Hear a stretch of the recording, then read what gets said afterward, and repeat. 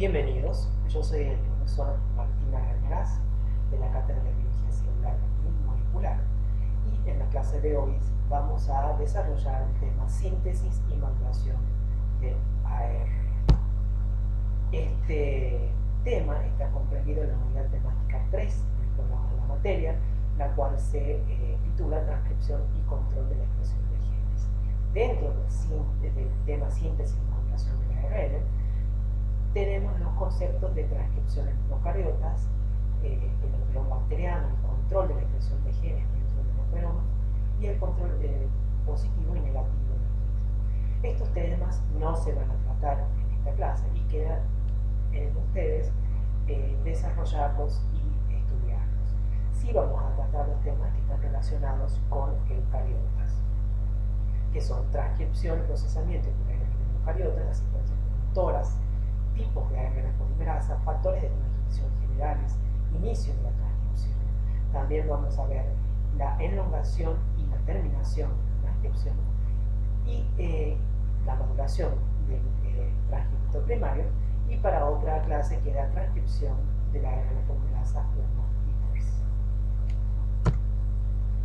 Toda célula tiene un material genético que se transmite a sus células, es decir, las células madre van a tener la misma información que las células hijas. En este caso, esto es difícil de entender, por ejemplo, como en el caso de los anfibios, que se desarrollan a partir de un óvulo fecundado que da lugar a un cigoto, y ese cigoto se va a desarrollar hasta formar un renacuajo, y el renacuajo va a seguir su desarrollo hasta el adulto. ¿Cómo es posible que la información genética de una sola célula sea la misma, o de un renacuajo sea la misma que de un adulto? En este esquema quizás quede un poco más claro. Las células embrionarias van a diferenciarse en distintos tipos celulares, que como ustedes aprecian son bastante distintos estructuralmente, y estos van a generar tejidos y órganos que tienen funciones muy diferentes. Sin embargo, cuando nosotros hacemos una extracción de ADN, RNA y de proteínas de estos distintos grupos celulares, vemos que el ADN de los mismos, es decir, el genoma de todas las células, es el mismo, obviamente porque pertenecen al mismo individuo. Sin embargo, los genes que se están leyendo, los genes que se están expresando, son diferentes en los distintos tejidos. Y esto es lo que ocasiona que estos tejidos y estas células sean diferentes entre sí, y por supuesto están expresando diferentes proteínas. Y el proceso de transcripción es el encargado de la lectura y la expresión de la información que está contenida en el genoma de una célula. Entonces, en este caso es la RNA polimerasa, la enzima que está encargada de la síntesis del RNA a partir de una de las hebras de ADN. La hélice que se toma como molde se denomina hélice codificadora o hélice consentida, mientras que la hélice que no se transcribe es la que se denomina hélice estabilizadora o hélice antisensitiva. En este caso también está indicando que la transcripción, si bien la transcripción se produce en dirección 5', 3', y la lectura de la hélice que se está copiando es 3', 5', la transcripción puede realizarse en cualquiera de las dos hebras, y puede ser en dirección, y obviamente va a ser en un sentido o en un otro sentido. Por eso se habla de que hay una asimetría en la transcripción. Y este esquema es lo que está mostrando ese fenómeno. Como les mencionaba, ¿quién es la enzima que participa en este proceso de transcripción? Es la ARN polimerasa. En este caso estamos comparando una ARN polimerasa de procariota con una ARN de eucariotas. En este caso es un eucariota sencillo, que es una levadura. Se puede apreciar que la RNA polimerasa en eucariotas es mucho más compleja, poseyendo más subunidades funcionales que la de procariotas. Sin embargo, hay ciertas subunidades que están marcadas en color, verde, azul, rojo y naranja, que se mantienen en los eucariotas porque tienen la misma actividad funcional. En E. coli y otros procariotas, esta enzima está formada por 5 subunidades principales, que serían 2 subunidades alfa, que ensamblan la enzima y promueven la interacción con las otras subunidades, una subunidad beta que tiene la actividad catalítica de casa, una subunidad beta 1 que permite la unión al ADN, una subunidad omega que permite el ensamblaje de todas estas subunidades, y una subunidad sigma que se ensambla al último. Esta subunidad sigma permite la interacción entre la secuencia del ADN que contiene el promotor y la enzima. ¿Qué es un promotor? Bueno, la palabra lo dice. El promotor es algo que promueve una situación o que inicia una situación. En el caso de la transcripción es una secuencia de ADN que le da señales a la polimerasa, a la ARN polimerasa, de que a partir de esa secuencia hay un gen y que ese gen se tiene que transcribir. En el esquema de abajo vemos la secuencia promotora en procariotas, que tiene distintos elementos, y ya vamos a ver más adelante. Estos elementos, como mencionaba, son reconocidos por la subunidad sigma de la polimerasa. A su vez, las subunidades alfa tienen un dominio carboxilo terminal. Este dominio carboxilo terminal es muy importante porque va a controlar todo el proceso de la transcripción. En este caso, estamos observando distintas secuencias de promotores de distintas especies de procariotas. En celeste podemos observar que si bien hay una diferencia entre las distintas especies respecto a la secuencia, hay ciertos nucleótidos que están conservados. Estos nucleótidos que están conservados son los que pertenecen a los elementos del promotor. Entonces fue posible así identificar dos elementos en los procariotas. Uno es la caja tata, que se encuentra a 10 nucleótidos corriente arriba del sitio de inicio de la transcripción, y otro elemento a menos 35 nucleótidos corriente arriba. Acá se indica el inicio de la transcripción. Recordemos que estos elementos son reconocidos por la subunidad sigma de la polimerasa.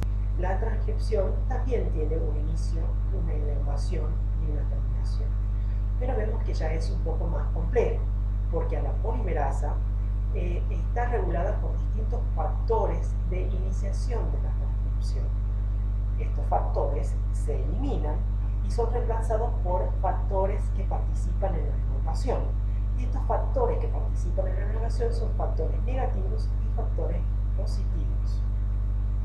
Después se reclutan factores que participan en la maduración del RNA primario. En este caso se está ejemplificando los factores relacionados con el splicing, y también hay factores que están relacionados con el proceso del RNA que está en la terminación. Aparte, también a la polimerasa se unen factores que van a ir desenrollando el ADN, permitiendo que se produzca la transcripción. Recordemos que el ADN está súper enrollado, y en regiones donde está súper enrollado no se produce la transcripción activa de los genes. Para ello tiene que haber un proceso de desenrollamiento del ADN que permita, o de relajamiento del ADN que permita la transcripción. Esto lo van a ver en clases sucesivas. Como les mencionaba, las RNA polimerasa de eucariotas son mucho más complejas. Ya no hay una sola enzima, sino que hay tres. Y estas tres enzimas tienen distintos sustratos. La RNA polimerasa 1 se va a encargar de la transcripción de los genes del RNA ribosoma. La RNA polimerasa 2 de los genes que codifican proteínas y RNA funcionales, como los RNA mensajeros, los microRNA y los RNA pequeños nucleares.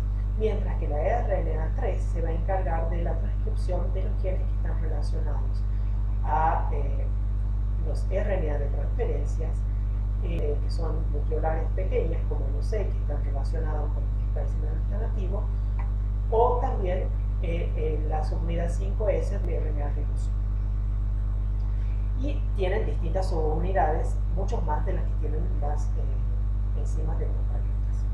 Cuando se comparan las tres RNA polimerasas, y aquí se indican cuáles serían las 5 subunidades que están conservadas en todas estas tres enzimas, y que a su vez, si ustedes recuerdan, la RNA polimerasa de procariotas también tenía 5 subunidades que estaban conservadas.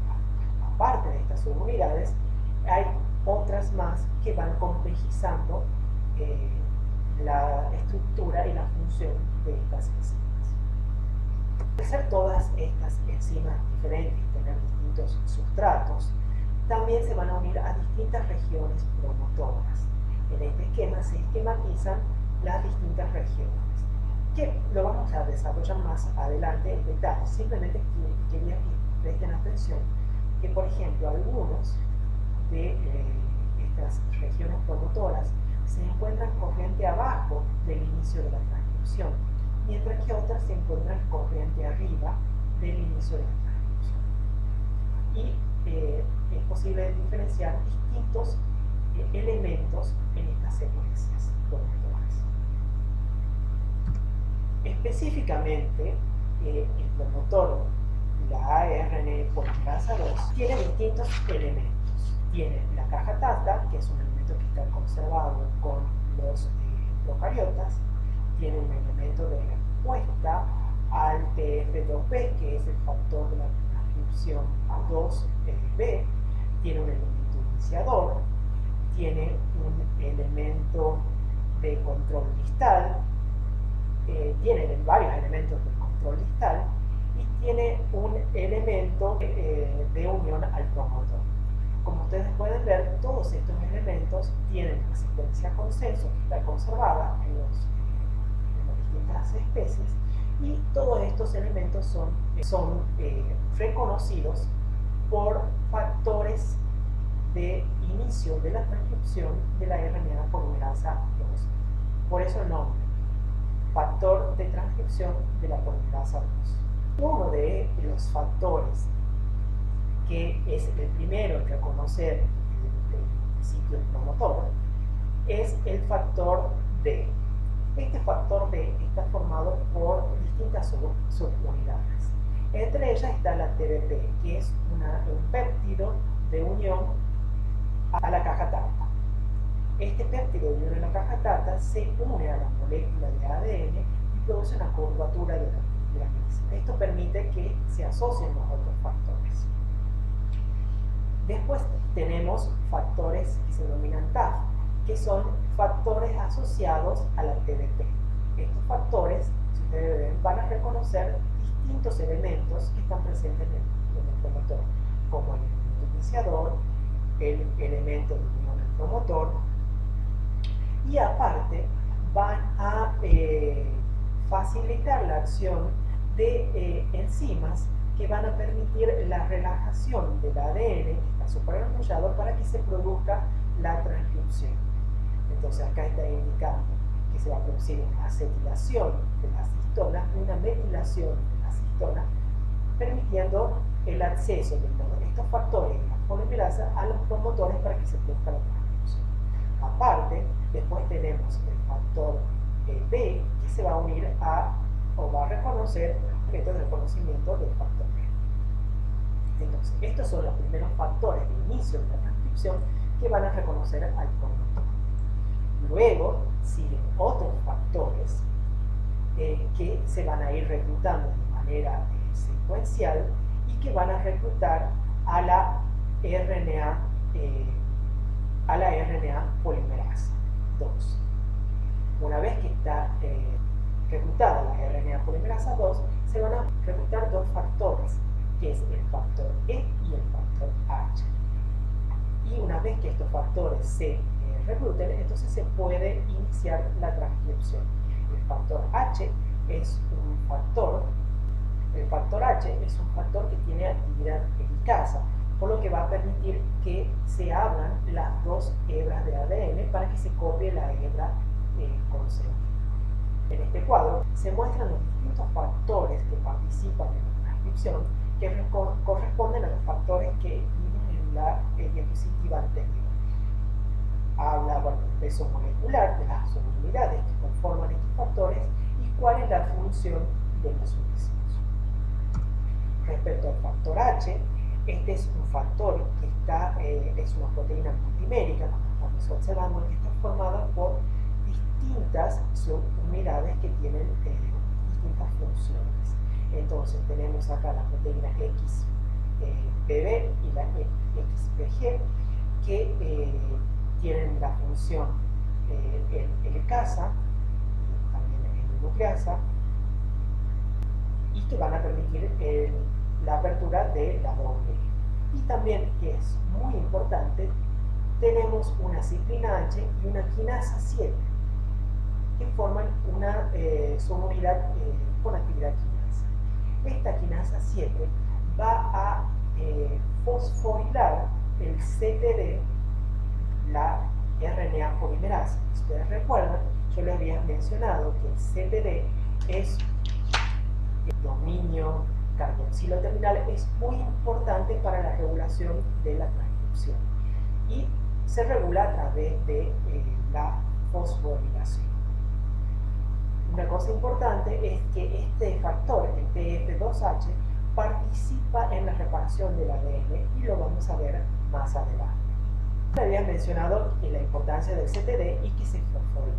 Entonces, en este esquema se muestra el proceso de iniciación, donde tenemos la RNA polimerasa 2 y los distintos factores generales de transcripción, que son los que venimos mencionando, donde está el TF2H, el TF2B, el TF2B, que van a permitir que se una el complejo de preiniciación, que es el complejo que está unido al promotor. Una vez que se une el factor TF2H, que tiene acción helicasa, se va a producir el desenrollamiento, se va a producir la apertura de la doble hebra y aparte se va a producir una fosforilación en la serina 5 del CTD. El CTD es un péptido que está formado por varias repeticiones de 7 aminoácidos. El número de repeticiones de aminoácidos varía entre las distintas especies. Los humanos tienen un alto número de repeticiones, alrededor de 40, 50, mientras que otros eucariotas inferiores tienen un número inferior de repeticiones. Entonces, estos 7 aminoácidos son tirosina, serina, prolina, preolina, serina, prolina y serina, que se repiten en el número de veces. El factor H va a fosforilar al CTD en la serina 5. Esto va a permitir que se liberen todos los factores generales de la transcripción que estaban formando el complejo de preiniciación y que inicie la transcripción. Luego de que se liberaron los factores de inicio de la transcripción y se abandonó el promotor, continúa el proceso de elongación. En este proceso participan también distintos factores que son factores de la elongación. Primero se produce una detención. Esto es lo que está mostrando. ¿Por qué? Porque se unen factores que son negativos. Tenemos el factor de elongación negativo y el factor de estimulación inducido por DRD, que también son negativos. ¿Por qué se produce esta detención? Esta detención se produce como un control y también ayuda a que se unan las enzimas que van a producir el agregado del capuchón de 7-metilguanosina en el extremo 5' del RNA. Unieron estas enzimas que van a producir el procesamiento del RNA primario. Este factor de elongación, que es un factor positivo, va a fosforilar al CTD en la célula 2 y también va a fosforilar al factor negativo de la elongación y al factor DS y F, y los factor NRF se va a disociar, mientras que el factor DS y F se va a convertir en un factor positivo de la elongación. A este CTD que está fosforilado en la célula 5 y en la célula 2 se van a unir otros factores que están relacionados con el procesamiento del transcriptor primario, que son factores que están relacionados con el splicing. La RNA polimerasa llega a una señal de poliademinación.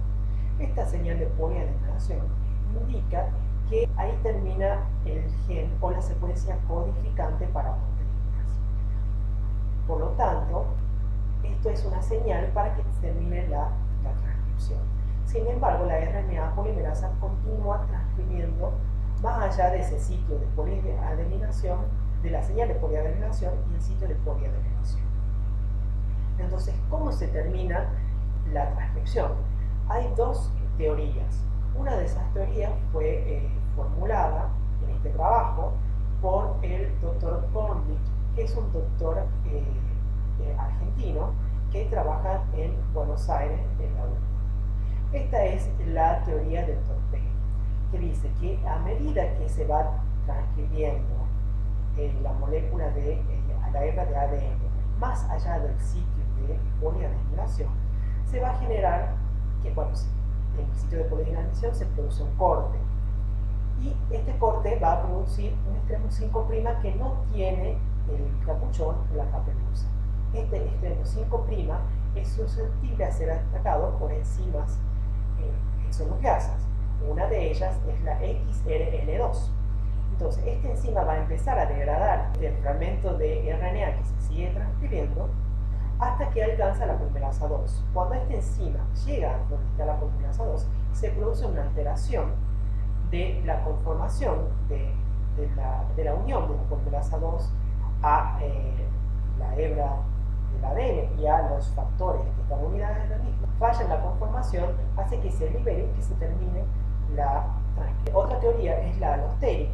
Esta teoría dice que cuando la RNA polimerasa llega a este sitio de poliademinación, la misma secuencia de poliademinación produce un cambio en la RNA polimerasa, y este cambio lo que hace es que ésta se desprenda y ahí termina la transcripción. El CTD es muy importante en el control de la transcripción.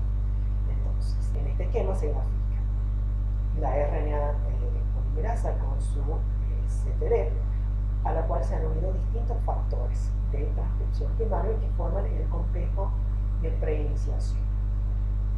Cuando el CTD se fosforila, se abandona el promotor e inicia la transcripción y la inactivación. La esquinasa 7 del factor H va a fosforilar en la serina 5. Luego, la quinasa 1 del factor de elongación positivo B va a fosforilar en la serina 2. Y el CTD así fosforilado en serina 2 y en serina 5 va a elongar y va a reclutar los factores que están relacionados con el splicing alternativo y con la maduración del transcriptor primario.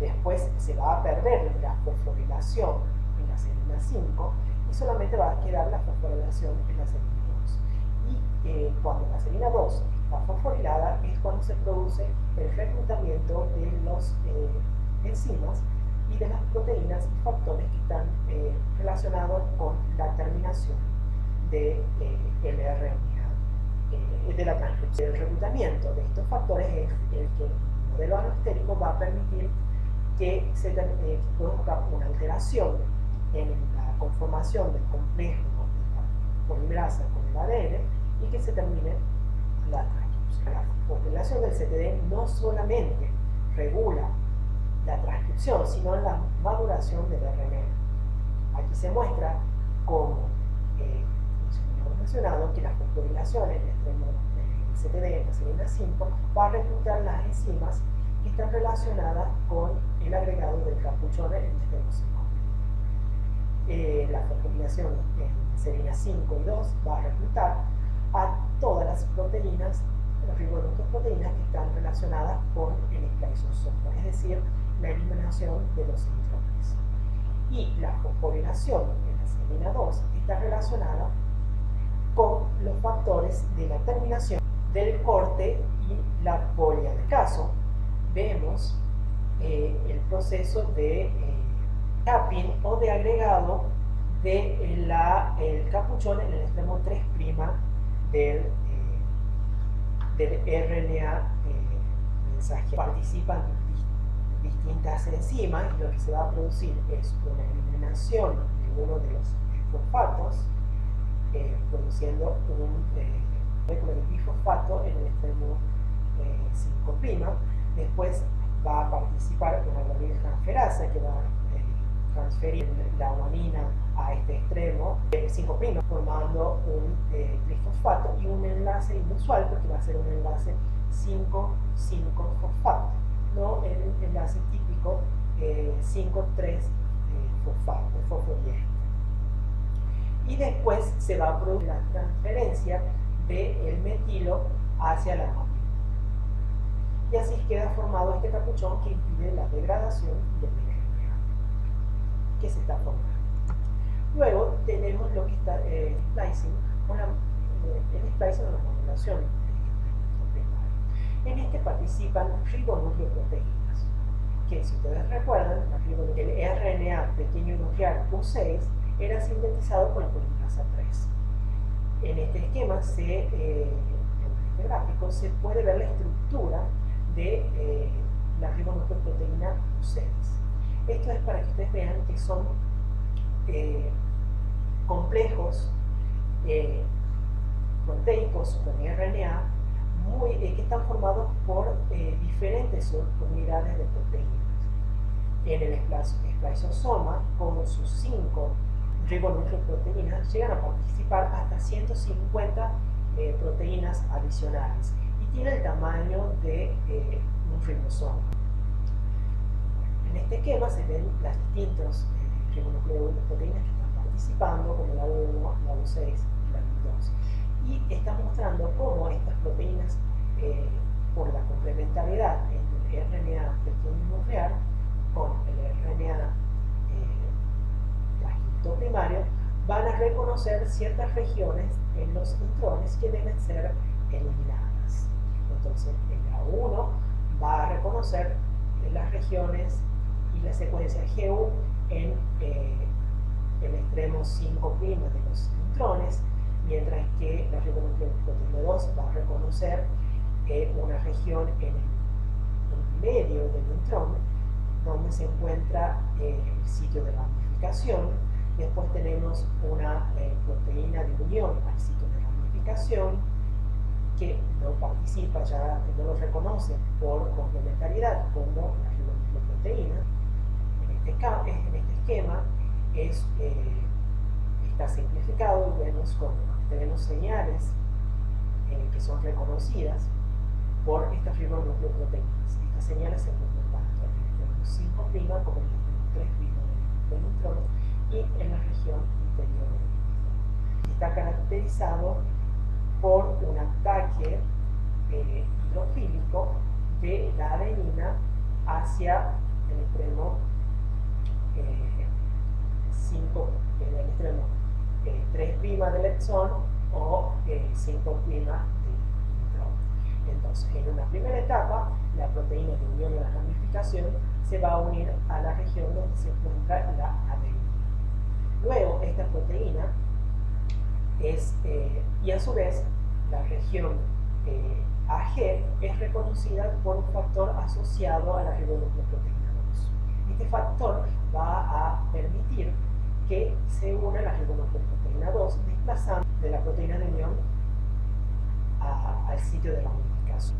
La adenina, como mencionaba, va a producir un ataque a este extremo, se van a empezar a producir un lazo y se van a reclutar las otras ribonucleoproteínas, que son la U4, la U5 y la U6. Aquí se va a liberar la U1, que va a ser reemplazada por la U6 en el extremo 5' del intrón. También se va a perder el factor asociado a U2 y va a quedar un complejo de U2, U5 y U6 que se lleva al lazo y que luego se va a degradar. A su vez, el extremo 3' del exón va a producir un ataque nucleofílico hacia el extremo 5' del exón, produciéndose la unión. Aquí se muestra exactamente lo que mencioné anteriormente, pero un poco más complejo. Les pido por favor que vean este esquema en detalle. Y bueno, y después tenemos lo que está relacionado a la poliadenación. Acá se muestran las señales que se encuentran en el DNA, que tenemos la señal de poliadenación, el sitio de poliadenación y regiones de control.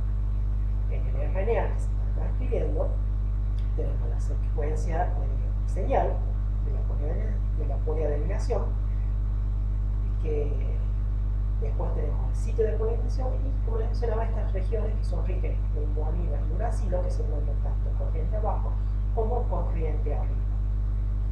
Bueno, estas regiones o estos elementos son reconocidos por distintos factores. Entonces tenemos el factor de estimulación poliadenación corte, que reconoce la señal de poliadenación. Después tenemos un factor estimulador de corte, que va a reconocer las secuencias ricas en guanina y uracilo. Tenemos unos factores de corte que se van a unir en corriente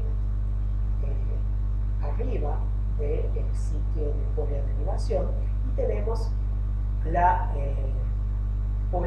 polimerasa, que es la encargada de la adición de las adeninas en el termotestima del transistor PKE.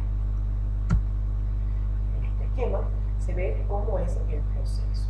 Entonces, el factor de estimulación reconoce el sitio de la señal de poliadenación, el factor de estimulación de corte se une a las regiones ricas en uracilo y guanina, y estos se van a asociar.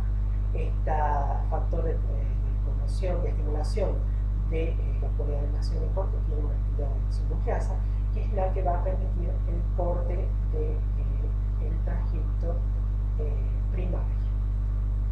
Una vez que se produce el corte, se va a unir la polimerasa, que va a empezar la adición de las adeninas. Y una vez que se van agregando estas adeninas y se va polimerizando con la poliar, se van a unir unas proteínas que son de unión a la cola de poliar para facilitar la acción de la polimerasa. Y gracias a todos estos procesos se va a obtener un RNA maduro, que contiene la región 5' no traducida, la región 3' no traducida, donde se encuentra la señal de poliadenación, la cola de poli-A y el extremo 5' con la 7-metilguanosina.